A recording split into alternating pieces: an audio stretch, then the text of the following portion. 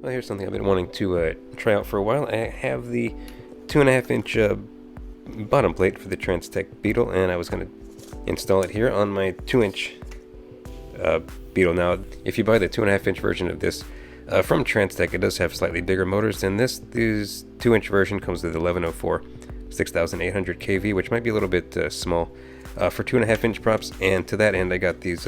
These just came out, I think, very lightweight 2.5-inch props. Gemfan. These are 2512s, so hopefully that won't overstress these motors. And at 6800 kV, I think at 2.5 inches, I'll probably try to fly this on 3S instead of 4S, like I have been doing on 2-inch props.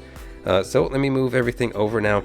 I have a feeling that I'm going to have to lengthen these motor wires. I don't think they're going to be long enough to fit without extending them. We might extend them with little LED strips. Not sure about that. But other than that, it should be pretty straightforward conversion. So let's see how it goes.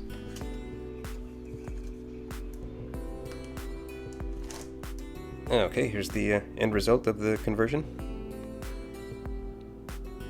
So it's pretty straightforward, although I did have to lengthen the motor wires on the front motors. They weren't quite reaching, so I finally got to use these little LED wire extensions I've had laying around for a while. So this adds about 3 or 4 grams over the 2-inch frame. I think the arms are the same thickness, but at this length they're still pretty, I think, strong enough, I would say. And I just transferred the little battery pad over from this, just peeled it off carefully, and it was still had plenty of sticky stuff on it, so that seems to work okay. You can see here I'm using one of the new Pyrodrone little Crossfire antennas. I think you can get these from a couple of different people. There's a gray one, I think, as well. And that seems to work fine. No issues with the range, although I wasn't really flying very far away at all.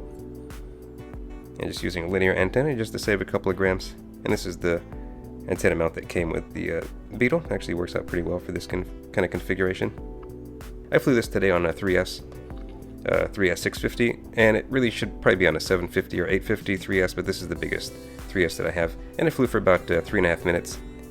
So yeah, I'm happy with how this turned out. I think it's a little bit more efficient at 2.5 inches over the 2 inches. Similar flight time on a 3S instead of a 4S, so slightly less of a stress system. The motors weren't quite as hot running it like this.